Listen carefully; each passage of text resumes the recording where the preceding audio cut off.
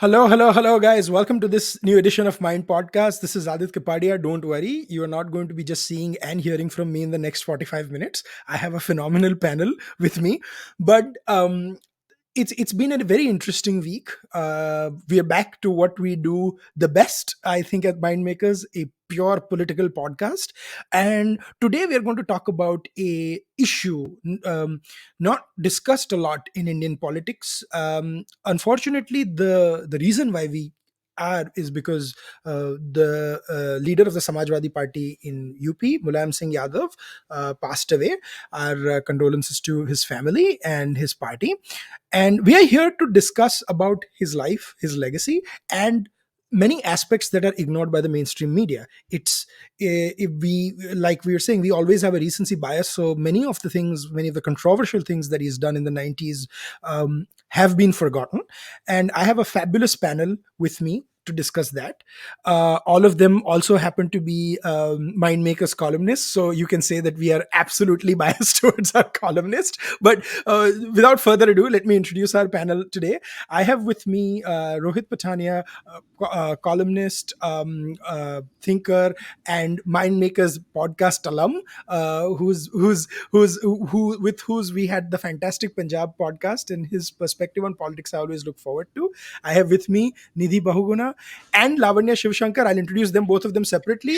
But the reason I wrote both of them name together, because it's their debut on Mind Podcast. So welcome to Mind Podcast, both of you. It's Yeah, great to thank have you. you. Thank you.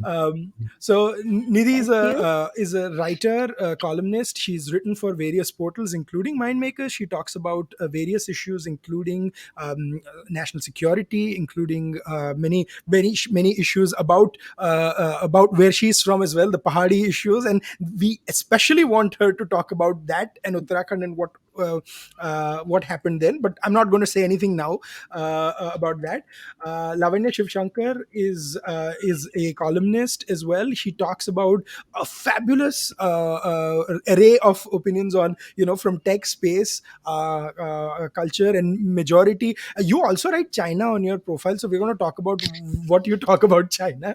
But she has written on a host of issues for Mindmakers and other platforms, and she shares a very similar sarcastic bent as I do. So please be well. Like, if her and I go on tangents about talking in sarcasm terms, uh, we are asking for forgiveness rather than permission. Pehle se. Yeah. But uh, getting things started, right? Mulayam Singh Yadav, right? I'm going to go to in each one of you individually to get your perspective on him. But I want to talk a little bit about him first and give everyone a perspective of what Mulayam Singh Yadav was. Essentially, he was a seven-time member of parliament, and he has been an MLA for 10 times. He's been the chief minister of Uttar Pradesh multiple times. The reason I say multiple times is because he was the CM for 1.5 years in 1989. Then he was the CM in from 1993 to 1995, if I believe. That was in an alliance with Mayawati, and which collapsed over the whole guest house episode, which we'll talk about. And then there was the 2003 to 2007 ministry, where he incredibly ran a government with 140 MLAs. How he did that is a debate within folklore, where UP governments were collapsing with 170 MLAs and 160 MLAs. Mr. Mulayam ran it with 140. So let me kick things off here. Lavanya, I'll go to you first, then I'll go to Rohit and Nidhi. Lavanya, what do you think? What do you make of Mulayam Singh Yadav's thing, his legacy? Okay, so I'm definitely not going to be. I mean, has anybody gotten sued on your podcast? Because No, no. that's pretty much the only No, thing no, that's go for going to it. avoid. But I want us to talk about his political legacy first before we go into Uttarakhand and others. That is Correct. governance legacy. Let's talk about his politics first. And Correct. what do you make of that? And your initial perspective. I'm giving 30 seconds to everyone to give their perspective on Mulayam. Right. So I grew up in Uttar Pradesh in the 90s and the 2000s. So I can. So whatever I'm saying is basically first-hand experience of the kind of change that Mulayam Singh Yadav brought to UP politics. And the thing that I personally remember him most for was that he was an absolute political opportunist. He started out with this entire socialist shtick, that he was the champion of this, that, the other, and within terms he would join the Congress, he would go against the BSP, he would join the BSP, go against the BJP, he would join the BJP. It's just, if you go through his career, his political career throughout the 90s and the early 2000s, is just such a mess. And it kind of tracks with what was happening in India at the center as well. But he kind of sort of he brought the entire cauldron to Uttar Pradesh, which had caste, which had faith based, communal based profiling, and opportunism, and there was this absolute disregard for the finer things which Uttar Pradesh used to be known for: education, culture, so I hear a lot of people. Sorry, this is just a bit of a sidetrack from his completely political thing. It kind of ties in with how he was as a politician. He used his championing of Hindi as a kind of weapon, and he said, I'm the son of the soil. I'm going to be communicating in Hindi. If you want to, all communication from Uttar Pradesh government is going to go out in Hindi. But actually, what that was simply was that he was unable to communicate to a vast swathe of people who were, in Uttar Pradesh at that time. He just didn't know how to communicate with them. He didn't know what to do with their aspirations. He didn't know how to handle them, how to manage them, and therefore he just completely shifted his focus, using Hindi as a weapon, and then he just abandoned that as well. And then he went back to exactly what he was, which is, a bottom of the barrel guy who kind of climbs up and then, forms alliances at will, and then reaches the top, and then he just keeps striving to so I hope the mental image that I have of him, which is like a rat, which is like sitting and striving and saying, okay, what can I, how can I go to that piece of cheese and not get trapped. I hope that kind of comes out, because for me, he exemplifies the awful coalition morass that we were in the 90s and the early Yeah. 2000s, and how in particular the Congress party sort of exploited it to remain in power for as long as it did.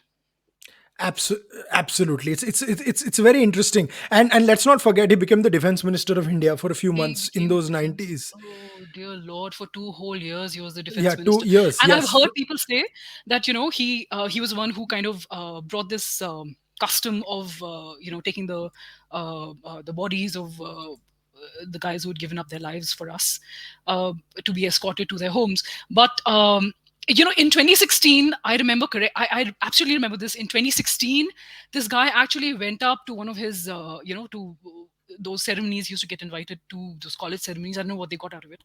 And he actually said, I went slow on Bofors paperwork because I thought the guns worked pretty well. So I didn't go on and do anything against Rajiv Gandhi. And I remember reading it and thinking, is there somebody who is, because he had joined hands with VP Singh. He Yeah. had joined hands. He had gone against Sonia Gandhi.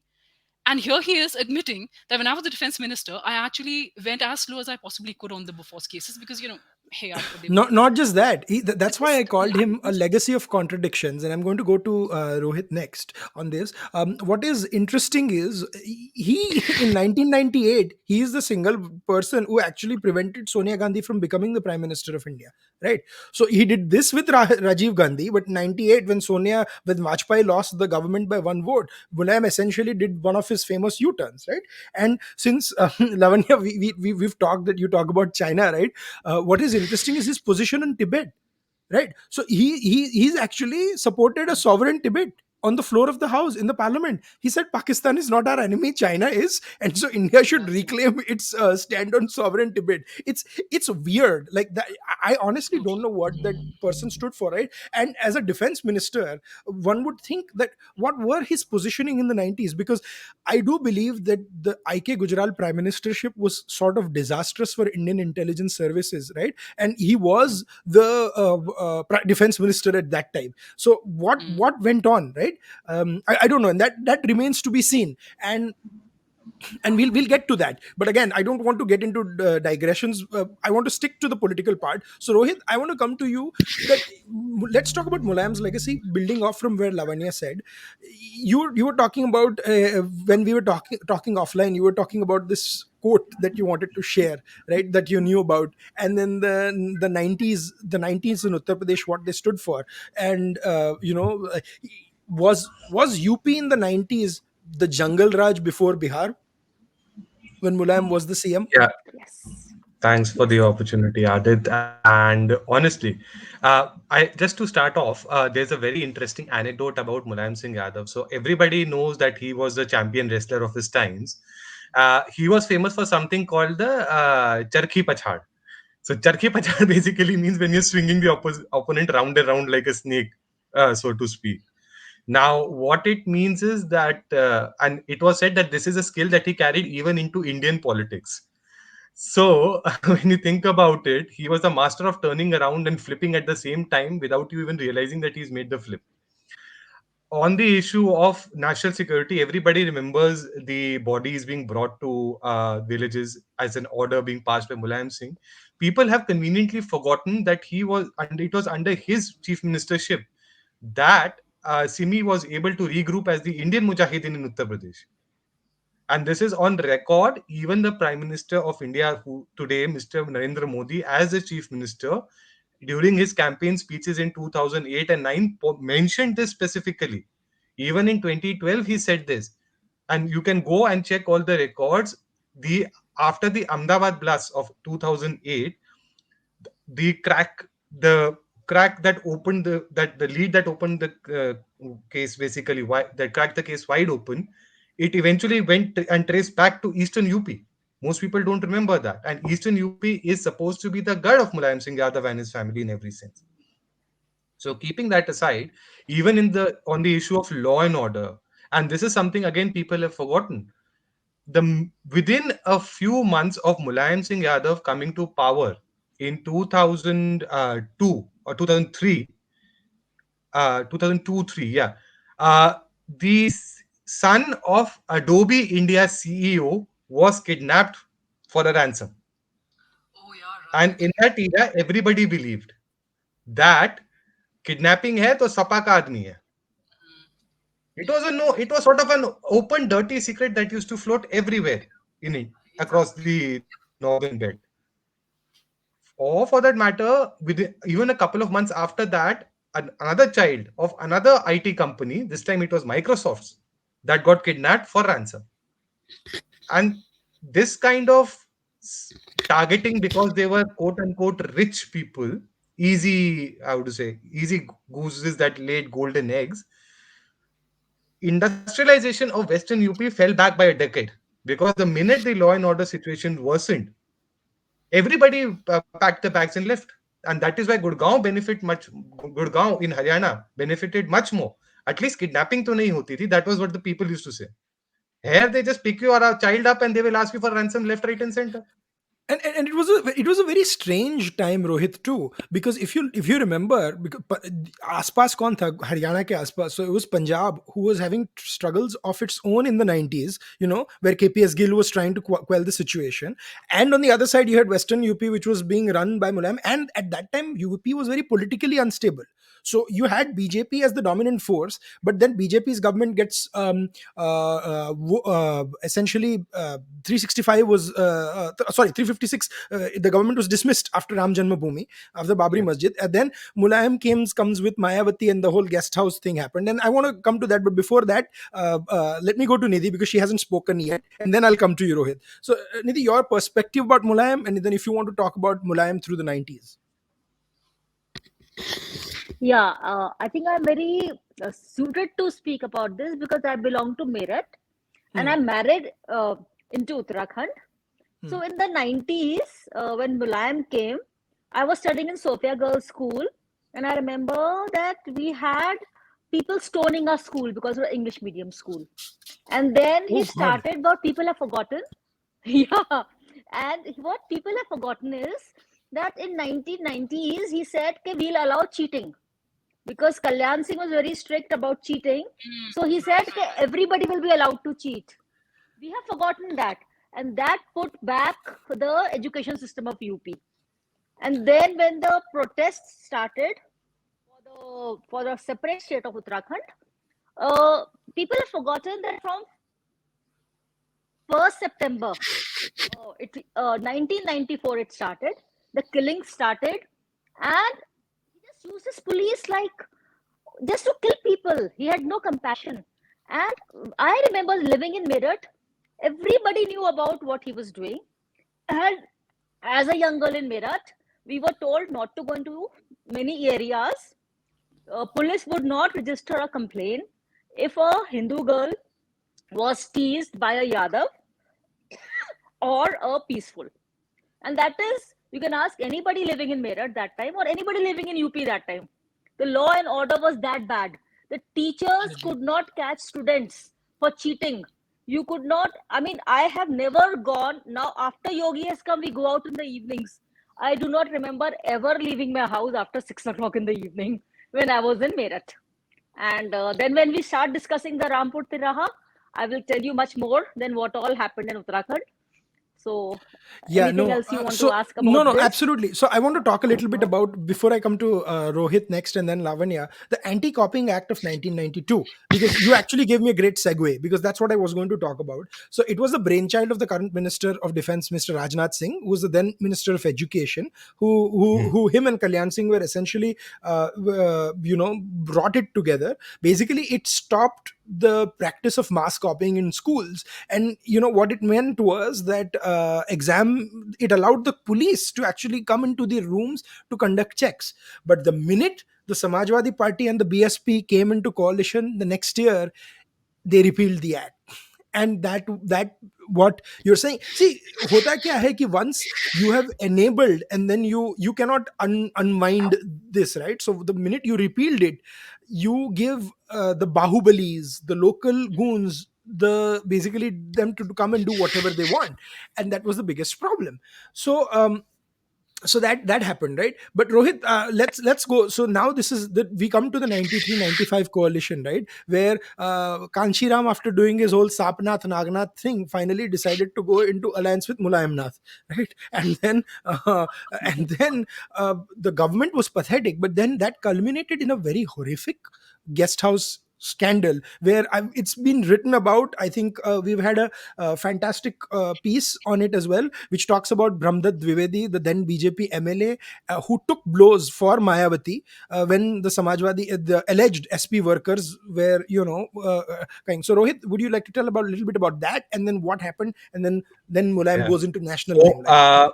to put it in context, the BJP's star was already ascendant, and everybody in the opposition space, so-called secular parties, were worried as to how we can get this government going.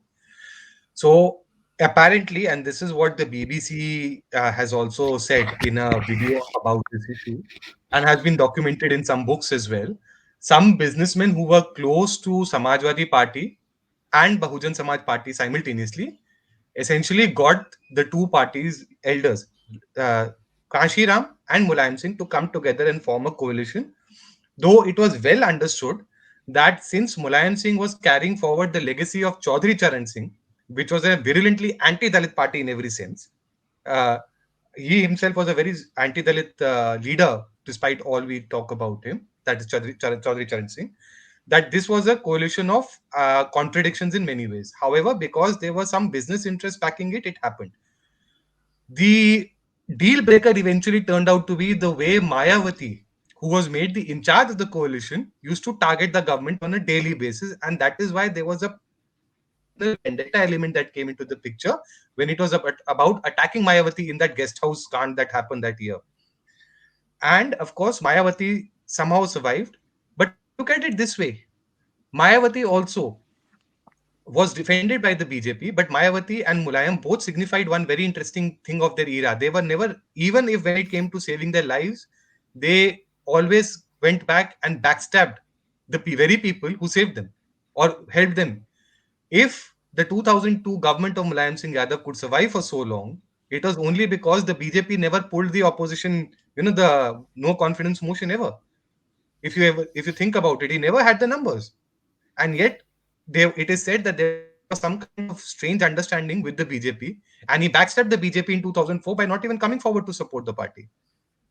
Yeah, and it's fascinating, and I'm coming to you, Lavanya, next. So it was a note, and this is, I'm quoting from an Indian Express piece. It was a note by the then very influential officer Pannalal Punia, or PL Punia, that was given to Mm, Mulayam Singh Yadav, that essentially said that Mayawati was pulling out of the government. I mean, or so forth. That changed his demeanor. Right now, PL Punia then went very close to Mayawati, and then now he's a member of the Indian National Congress. So it's fascinating, political watchers like us thrive on such political stories. But it's essentially a game of chess. And at that time, when the SP or the alleged SP workers were carrying, or some whoever workers were attacking Mayawati, it was BJP MLAs, Brahmdat Dwivedi, and certain BJP workers. They stepped in the way and escorted Mayawati to safety, because it is said that the way the mob was, they didn't even know if Mayawati was going to survive. So that is why after Kanchiram, it was said कि BSP or SP की alliance तो हो ही नहीं सकती, because Mayawati has personally faced the wrath. It was the same way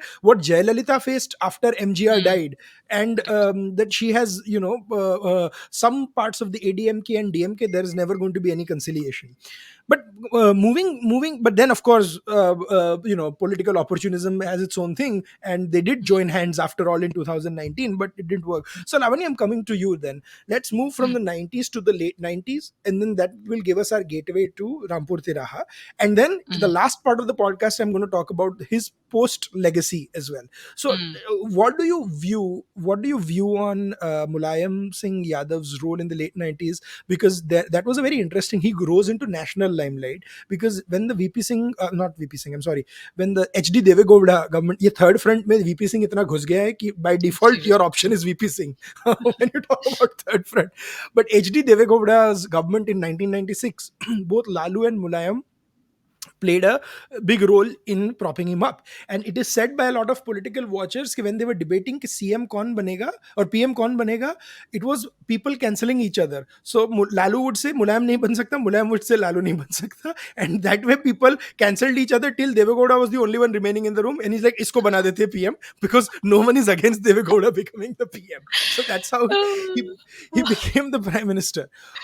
But those 2 3 years, Mulayam was talking about that. So how do you view his legacy then as a national politician? And do you think that because he got that national prominence, a lot of his scandals in Uttar Pradesh were forgotten because of that? See, first, when he was the RM, the Raksha Mantri, he was there for 2 years. But I mean, I'm like I said, if anybody's been sued, I want to be told beforehand. So what he was trying to do as the RM was figure out if he can create a kind of Praetorian Guard for himself, and that is beholden to him rather than the country. A Praetorian Guard kind of a thing, which is comprised of his own caste. And the minute you start getting cast into something like the forces, which are expected to be neutral and defend the country, your entire your thought process becomes very clear to anybody who's watching, that for you, the only way, the only path, the via media for you to be anything is caste. So between these two egregious, the parasites of Indian politics, Lalu and Mulayam, there's this. I'm going a little back to the mid '90s, or actually the Rath Yatra time. Uh, so Lalu was the one who stopped Mr. Advani from entering, from going on to Uttar Pradesh, because he was stopped in Bihar itself. At Samastipur. And that's Samastipur. And Lalu said that, apart from the fact that, it's I can't let anything happen to the structure. He said that the BJP was trying to raise the profile of Ram over Krishna. When you read something like this or you hear something like this, something inside you dies at a mitochondrial level. You're like, what are these people even thinking? Yeah. Because to ward off Mandal is the only thing that stands is to bring all the Hindus together under an overarching cause, which is, either something like the Rath Yatra or something like what Mr. Modi did, which is bring people together with the promise of economic prosperity. That's the whole thing that these guys have set between themselves, and they are at all points of time playing off each other. They're not letting each other gain the kind of prominence that they should. And Blalu is actually widely, like you said, credited for not letting Mulayam proceed any further than the RM, because at all points he would veto his assent. And all his old cronies, the entire VP Singh circle, Chandrasekhar, the entire Hmm. rogues gallery was so against Mulayam getting any further, because they were all based out of Uttar Pradesh. So Yes, absolutely. the whole coalition morass, like I said before, was so Hmm. centered on Uttar Pradesh, and Mulayam Singh Yadav was right in the middle of it. No, So and I would like just to. Huh. No, I agree with you, Lavanya. Sorry, Hmm, I don't mean to cut you short. I'm going to go mhm, to Nidhi for just a quick point, and then Yeah. because I want to move to Rampur Tera. I think uh-huh, you are right on what you're saying is his obsession with looking everything from the prism of electoral politics and stuff.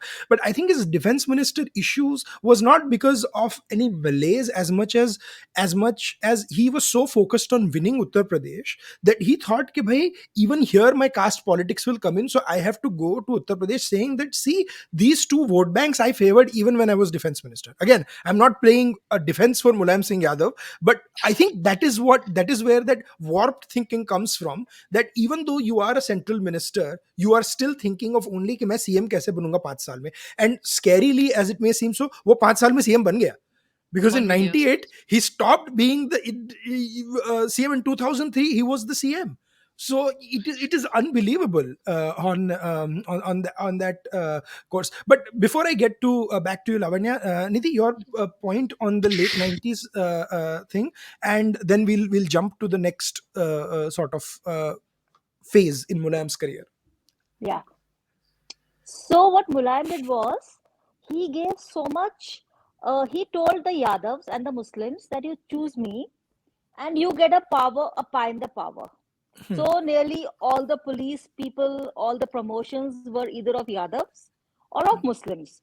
So he got himself a vote bank, which Hmm. was which you could not break, Hmm. because all the teachers, all the appointments in the state government, everything was done for Yadavs and for Muslims.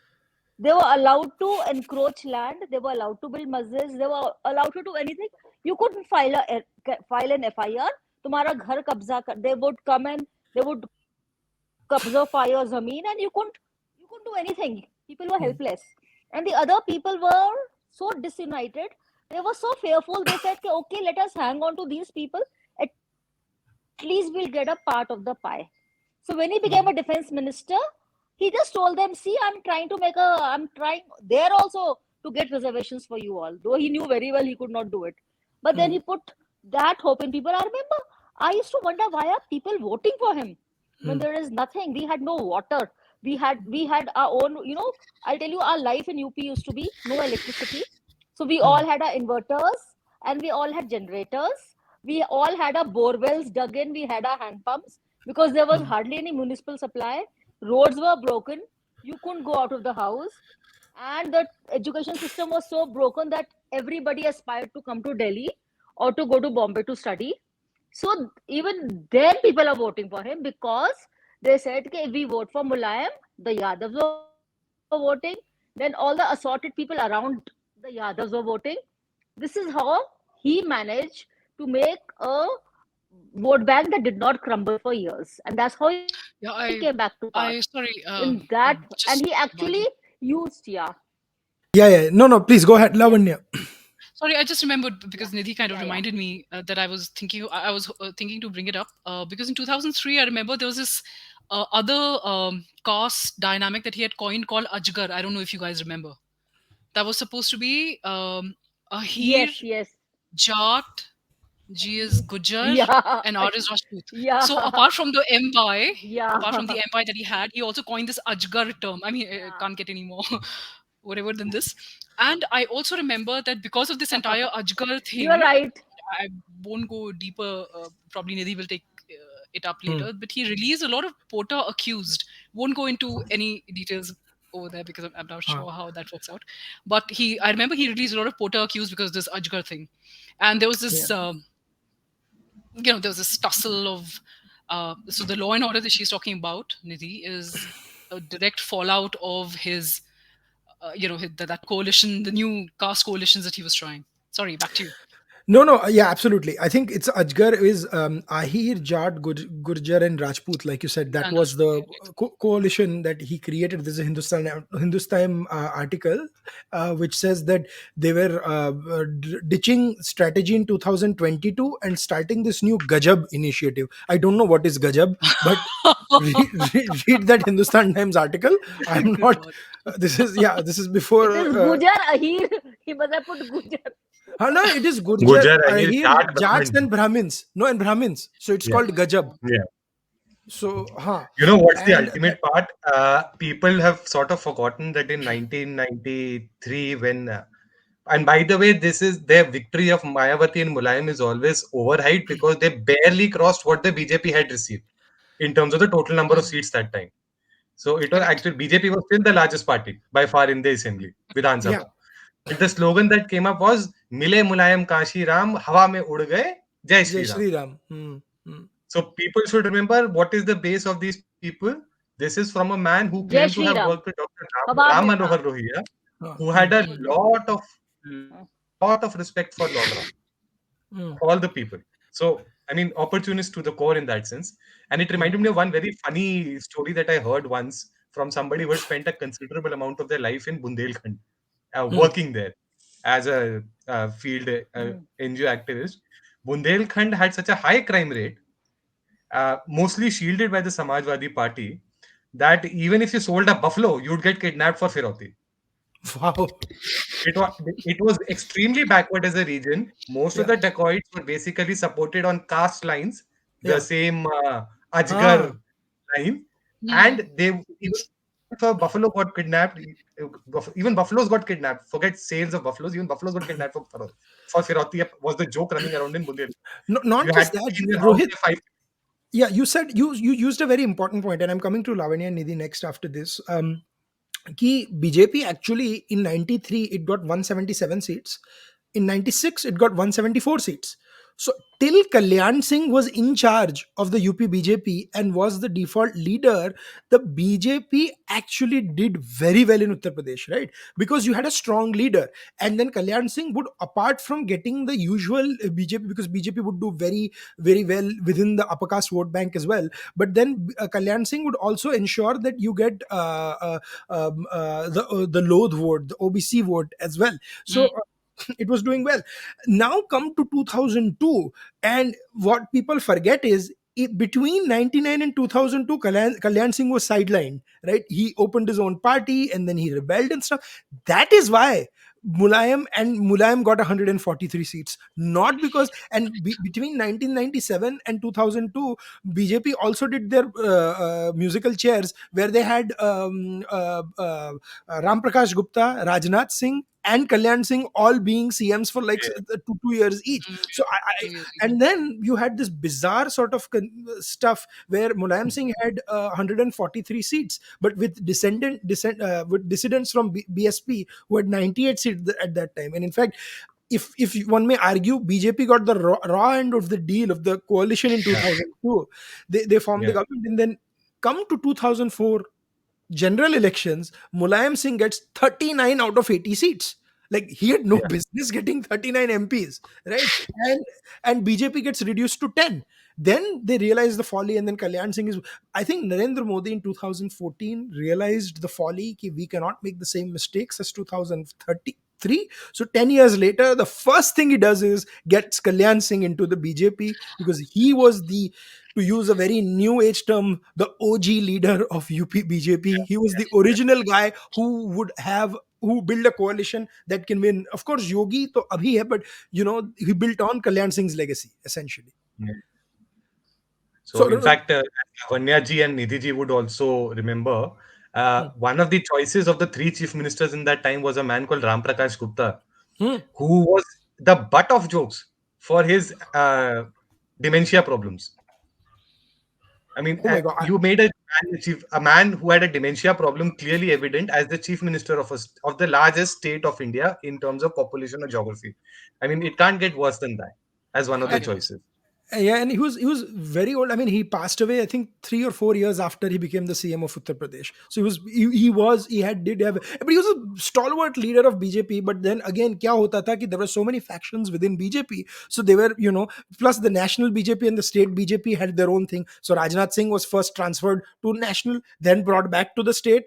So it was completely madness going. And essentially, if you lost the 2004 elections, it was because of four states: Uttar Pradesh, Andhra Pradesh, Tamil Nadu, and West Bengal. These four states, essentially BJP, where they had a chance of scoring little bit, they blanked out in most, and they went from basically sweeping the states in 1999 to completely getting wiped off the slate. So that was the 2004 election. Coming to you, Lavanya, before 2004 was the whole Uttarakhand Rampur Tiraha thing. So I want you and Nidhi to talk about that before Rohit and I come in. So you've written a fabulous piece. I think we plugged that the day very Yeah, recently as well. So can you talk a correct. little bit about what happened, because so many people are not aware of that massacre? So, so couple of issues that have plagued the hills of Uttarakhand remain. One of them was what was called the money order economy then, which is the guys go out to work, and or they go to the plains to work, or they go to big cities to work, and the women are left to fend for themselves. So everything that happens, all the social revolutions and everything, if you notice, are all led by women. They're all led by older people. They're all led, and kids play an important role, because it's pretty much everybody except men of age, because they're all out earning their keep. So I think the immediate kind of impetus was obviously Mandal. They had recommended OBC reservation, and Uttarakhand basically has a higher percentage of upper castes than other Yeah, areas of the country. absolutely, So absolutely there was true. this whole Yeah, feeling that if you want OBC reservation to the extent as recommended by the Mandal Commission, you will have to be the people from the plains will have to be adjusted in the hill areas, and that would be eating yeah, up into whatever little government jobs that they had. So it started from there. The tinderbox basically was this entire move by Mulayam Singh Yadav. But as Nidhi was saying, there was this whole thing that he had been trying for a while, which was kind of oppress the state into following his orders. And he was particularly yeah, so he was a part of the Janta Dal at that time, if you remember, guys. This is very early 90s, yeah, around the time of the Rath Yatra. So he was particularly absolutely. oppressive towards the hills, and he had Yeah, some very loose, very very it's frankly demeaning for me to even repeat them. Very loose remarks on people of the hills, for which kind of Pahadis. made you think, Yeah, for Paharis, which kind of made you think that, is this man ever going to be standing up for us? And just as our luck would have yeah, it, he just went on being in power. mm, And the first yeah, chance that he got, he went on with this whole. I remember this was 1994. Nidhi, correct me if I'm wrong, which is when the yeah, Khatima thing yeah. happened. 1994.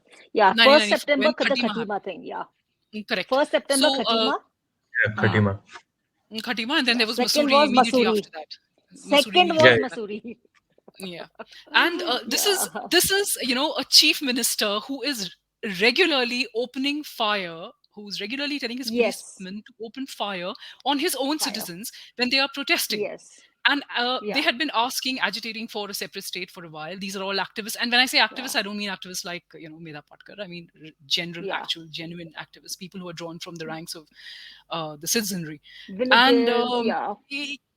correct. And you have these guys being told by Mulayam Singh Yadav to open fire, and there are deaths Yeah. galore. You know, you Yeah. have official numbers like, okay, 20 for something, 25 for something. But actually, if you go and ask people who have suffered Yeah. his reign, they will tell you that the numbers were obscene. There were people who'd go missing Yeah. and they still haven't been found. Yeah. You have no idea where they were, Yes. they were We have vanished, no where idea they were where they missing. are. We still have Correct. one And person in Masuri who still hasn't been mm, found. Yes. there you go. Mm. And I remember there was this Yeah. quote in my, let me pull it up for a sec, guys. Sorry, Mm. old Yeah. age. Yeah. I remember there's this a quote from this guy who was in the UNHCR, And he said Yeah. that he didn't understand why the government was doing this in Uttarakhand, because in Kashmir you could understand there was a full-fledged insurgency at that time. But in Uttarakhand, these were Yeah. their own people. These were people who were just agitating for a separate state within the Indian Union. They were not saying that we want to be, Yeah. it was very different Yeah. from the Kashmir insurgency. The Yeah. But the oppression that Mulayam Singh Yadav had opened on us was, was tremendous. And then immediately after that, in 1994, was this Rampur Tiraha thing. And the thing that Yeah. you remember most about this is that entire imagery of that path where the buses were traveling, the bus Mm. full of Uttarakhand activists, Mm. women, men, they were Yeah. traveling. That was a tiraha, which Yeah. means it's a trifurcation in the road. Yeah. And he had got his Yeah. buses, the buses of the UP roadways, to be parked to seal off the exits. So these were preparations that were made Yeah. beforehand.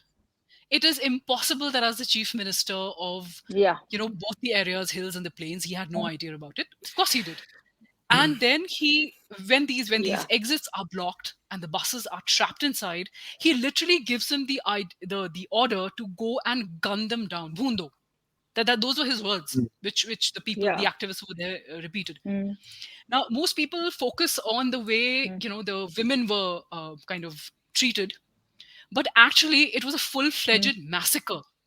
So there were people dying, there were Yeah. people who were being gunned at by policemen and the PAC people Yeah. who they expected to save them, right? To protect them. You expect the state to protect you. When you're going to Yes. protest against the state and you're Yeah. non-violent, there were altercations, there were words being exchanged, but there was no rifle, there were no people blowing CRPF convoys up, there were no snipers offing the army guys. There Yeah. was nothing like that at all. There was no violence, there was no physical bloody violence at all. And then at that time you have the sitting chief minister ordering his entire security Yes. apparatus to go and start gunning these guys down in cold blood. No, It and was the rightfully the turning this point of the Uttarakhand state formation movement. Yeah. And the yeah, scary part is I think the CBI examined witnesses and stuff, and then there was some panel by Mulayam Singh that had an ex judge, I think, who said the force was reasonable or something like that, some correct. ridiculous stuff Yes, like yes, that. yes, yes, yes. So Absolutely. I mean that's the Yes. scary part, right? Yeah. Yeah. And that it was absolutely a sham. And Yeah. I think Nidhi, I'm coming to you next. I think thank you, Just Lavanya, one for thing before you go Yeah. please, to please. Yeah. Yeah, Rohit, yeah. just one thing. Finish up and then I'll come to Nidhi. Yeah. Correct. I just wanted to make one thing clear here, Yeah. that PV Narasimha Rao was the prime minister then, and he was also the defense minister during this particular time, and he cancelled the Yeah. leaves of the Yeah. Garhwal and Kumaon regiment Jawan so that they could not go Mm. back and join the Really? Yeah. protests or do something. Yeah. Yes. So Yeah. nobody comes out a saint, but some people come out, really worse than others, and PV Narasimha Rao was one of them. Okay, over to you, I Nidhi. Yeah. think no, and I think there is a bigger problem here also, right? Yeah.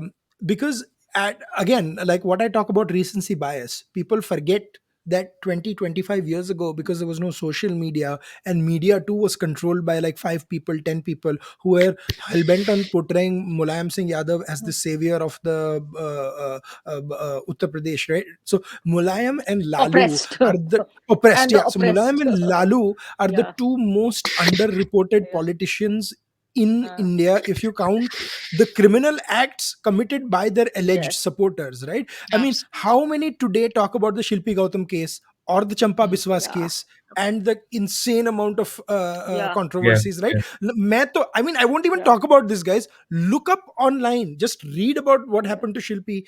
You read about what Champa Biswas alleged, and it will shock you, right? So, and then you I have don't these know if you shows. remember this case, Adit, of the Jessica Lal murder, Hmm. right? And then Yeah, yeah. followed by the Nitish Katara case, Mm. Yes, right? yes, yes. So one of the accused was actually a Yeah. very famous local politician's son from Western UP. मैं नाम तो नहीं Yeah. लूंगा. But But nothing. he was also heavily Yeah. patronized by the Samajwadi Uh, Party under Mulayam Singh. Everybody knew Mhm. that. everybody knew. I mean, that's the problem, Yeah. right? Like abhi main, Yeah. and then instead Yeah. you have propaganda shows now glorifying the reign of Rabdi Devi, that somehow she took on Lalu Prasad Yadav. And I'm like, goodness gracious. I was like, her own family members were named as, Hmm. accused in certain things. Yeah. But Nidhi, I go on tangents. ये politics पढ़ने का यही problem है कि you end up going on tangents because सब बाहर आ जाता है. But Nidhi, your take on Yes. this whole Rampur Tiraha Yeah. and moving forward to his legacy after. And then I'll go to Rohit next to talk about the post 2007 Yeah. phase, after which we'll wrap up the Yeah. podcast. Yeah. Yeah. Yeah. So what? Exactly what Lavanya said. We have only 2.5% OBCs in Uttarakhand. And when this whole Mandal Commission came, there was this fear that whatever jobs the Uttarakhand people were getting, they will also not go. And Uttarakhand, before that, had a very successful Chipko movement where the villagers, unpad villagers, simple villagers, they enforced a cutting of tree ban. Then after that, they also stopped mining in Masuri. So all the revenue that used to go to the UP government, even that was lessened. So and also I feel that after the Ayodhya Kar Sevak firing, he was glorified. He was glorified as a strict administrator. So it was just one step further. He just thought, okay, the only way to stop Uttarakhand from going away from UP was by force. 1st September it started. 2nd September, peaceful. If you come to Uttarakhand and you meet the people of the villages, they are very, very harmless people. So they were just doing what they have been doing, like in Chipko movement, when they were stopping the mines, peaceful protests. And suddenly in Khatima, police killed lots of protesters. Then they went behind them. These people were hiding. The students were hiding in houses. It was a reign of terror. If you ask the today's finance minister UP Uttarakhand ka, Premchand Agarwal, he was also hounded. He had to hide for days. People had like it was a reign of terror. 2nd September it happened here. 2nd October it happened on Rampur Tiraha. The saddest part is lots of women did not report that they were raped because of that. Because that's feeling ke bhi unka izzat khatam ho jayegi. And after that, still the orgy continued. In Srinagar, Garhwal, not the Kashmir, Srinagar, Garhwal, students were protesting on an island and he let loose his police on that island and they killed, I think, about 24 or 25 people on that island. Yeah. That is Yeah. not covered anywhere.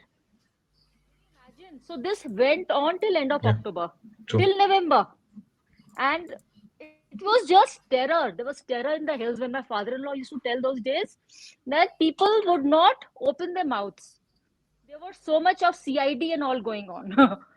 That students were, people had sent the children away from Uttarakhand so that they would not be arrested. So this is my take on Yeah. him. And after that, people here are strong.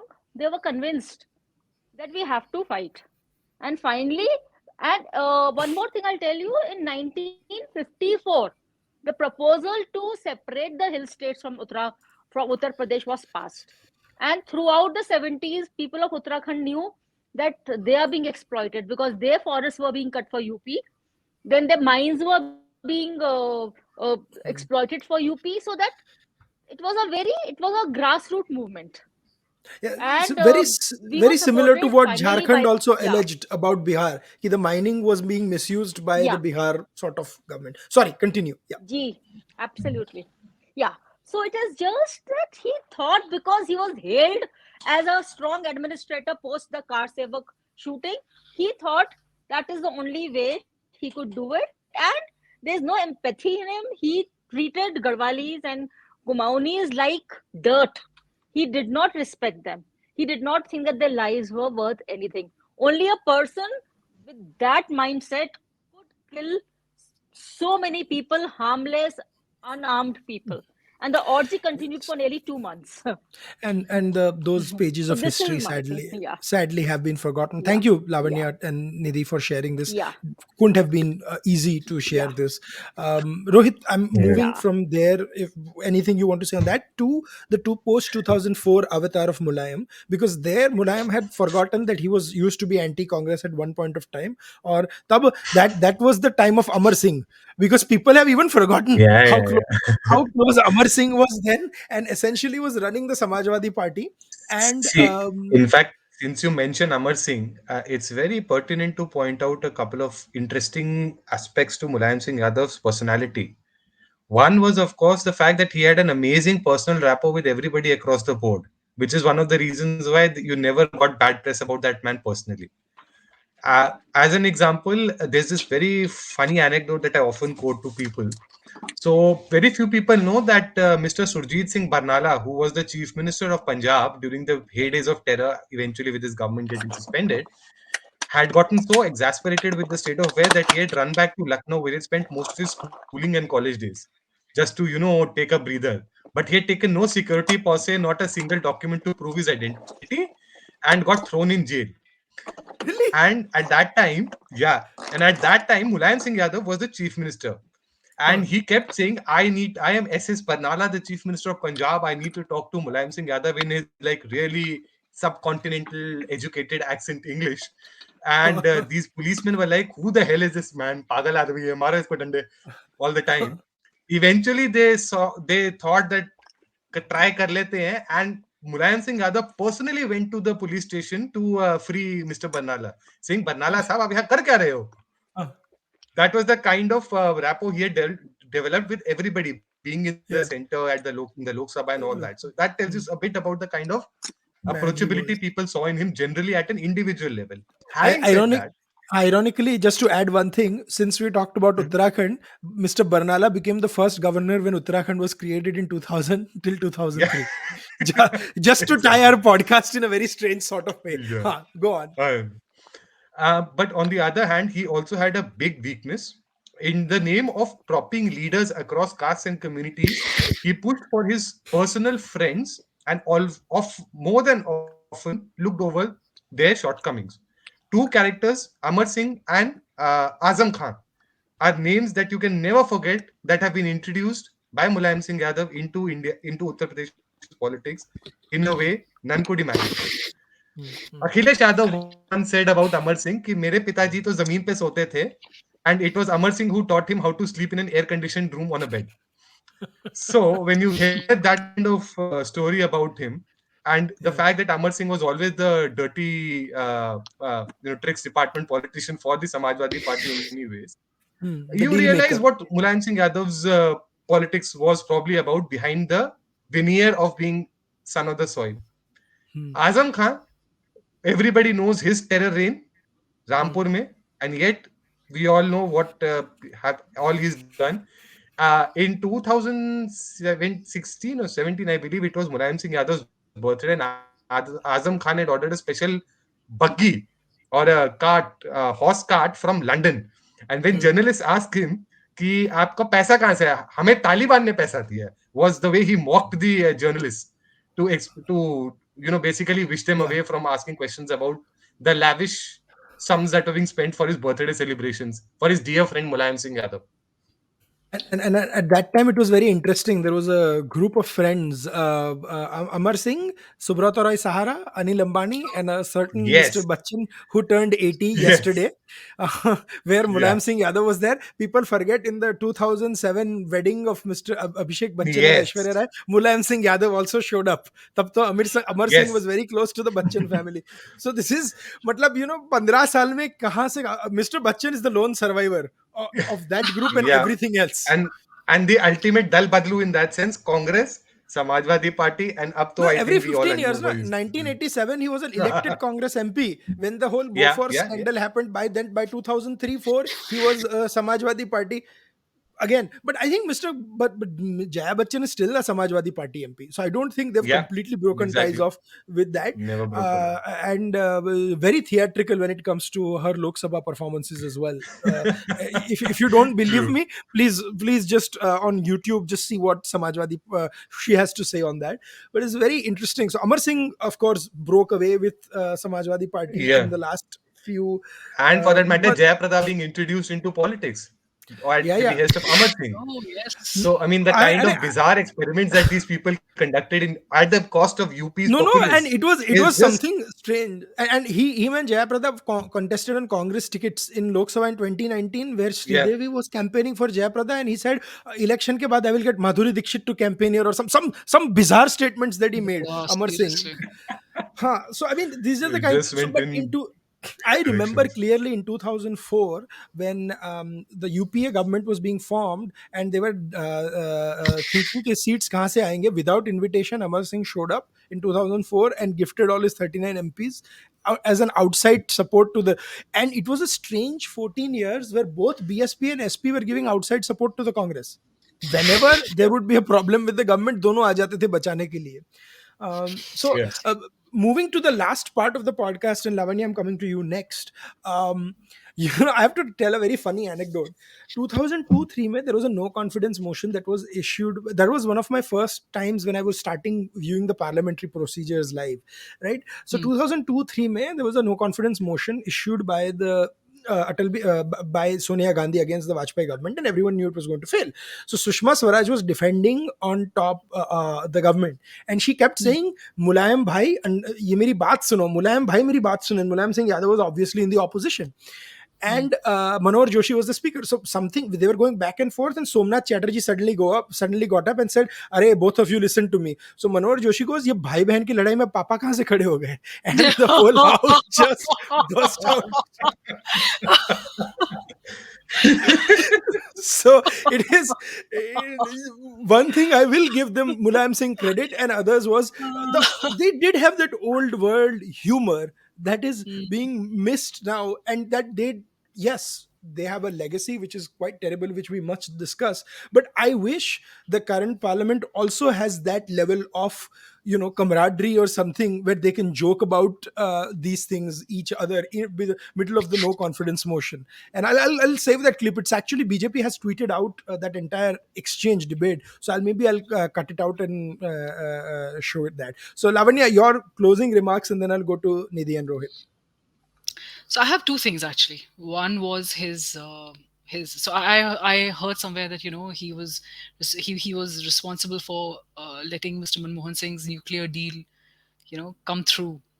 And I just remembered, yeah, obviously you can't just keep expressing it all the time, but Dimple Yadav at very fortuitously at that exact time was reminded that she had disproportionate assets by the CBI when the whole nuclear deal thing was going on. Hmm. And I also remember that No, we don't call uh, that Lavanya. We'll say there was disproportionate focus on Dimple Yadav by the assets in CBI. absolutely, actually, I stand corrected. And I also remember that that there was the U.S. senator who was pushing the deal most was one Joseph Biden. So I think Yeah. there is an imperative on us to kind of back off the nuclear deal and let it be Mr. Yadav's shining legacy. But I'll come back to my assessment of. I mean, I've already given you my assessment of Mr. Yadav, but there's one thing that stands out, and I hope this doesn't continue, which is that Mr. Yadav, both Mulayam Singh and Lalu Yadav were painted by the English language press as being, harmless buffoons that kind of swept under the carpet their rise through absolute hardcore, hard knuckle, bare knuckled criminalizing.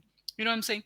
And their longevity, their entire, this entire narrative that got built up around them, it started, and if you look at the way if you look at the way these guys were trying to buy the press, that Yash Bharti thing stands out actually the most. And then you see that this Yeah. is all out of the 1960s, 70s, 80s Congress I playbook. right? This is buying journalism. If the journalist doesn't agree with you, burn him, which is something that the SP guys had done, I think, in 2014 or 15, has to be 15, 2015.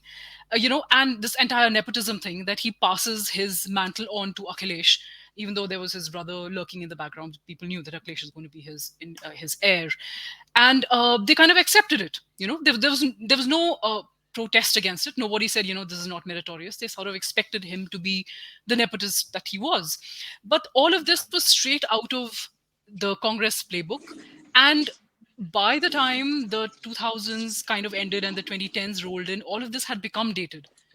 And that, mercifully, that the fact that they were employing these dated tactics kind of mercifully led to their demise, led to the irrelevance of Mulayam Singh Yadav, and kind of rid Uttar Pradesh of this entire that horrible era of coalition, and everybody snitching on everybody else and ratting on everybody else, and breaking up and reforming and everything.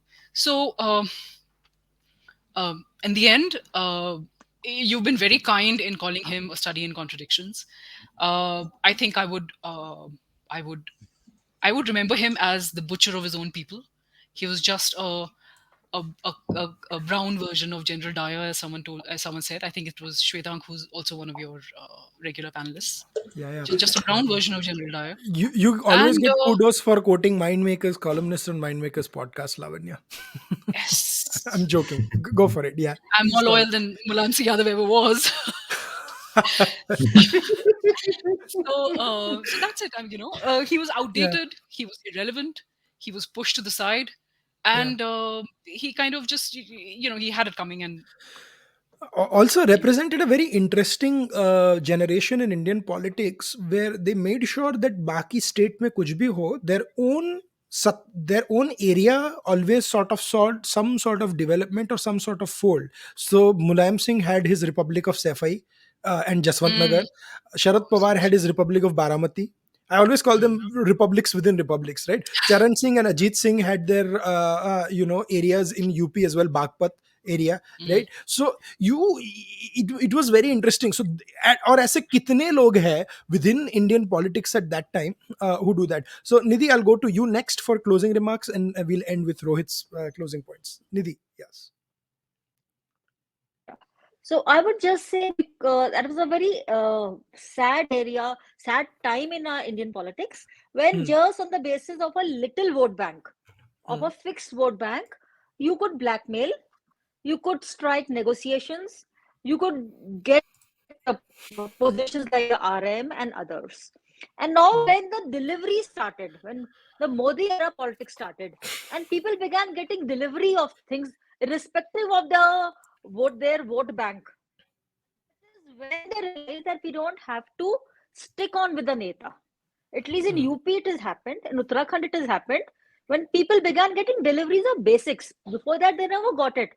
Only if you were a supporter of the ruling party would you get some crumbs. So when you began getting your rights delivered to your door, that is when these people became weak. Otherwise, they had, with about say 12% vote bank, you could aspire to become the RM. No, absolutely.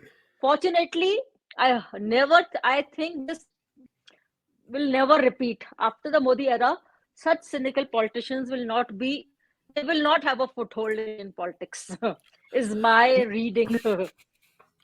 No, Thank you. they no. Thank you for fascinating points. These Janta Parivar joke alliances also. So in 2016 or 17, they tried to merge again, right? So where you had Lalu Prasad Yadav, Nitish Kumar, who is now back with the Janta Parivar. Then you had HD Devegowda, Mulayam Singh Yadav. You had Kamal Murarka, who has his own party just himself because वो चंद्रशेखर के साथ था तो और कोई बचा ही नहीं है उनकी पार्टी में, right? Because Neeraj Shekhar is also with BJP now. So they are all trying to merge. And my thing was कि भाई okay, if you are trying to merge, what is going to work? Will Mulayam Singh Yadav and Nitish Lalu campaign for JDS in Karnataka, or will Devegowda address rallies in Chhapra and Bundelkhand? I mean, what?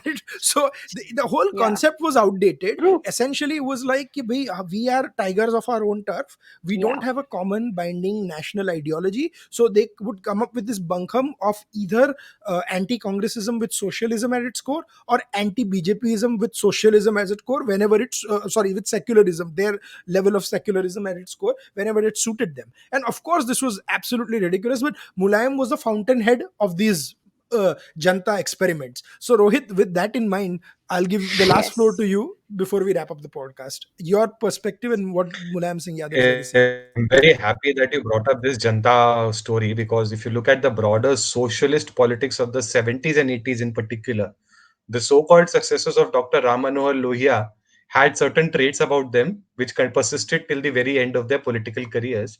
One of which was an absolute criminality being introduced into politics.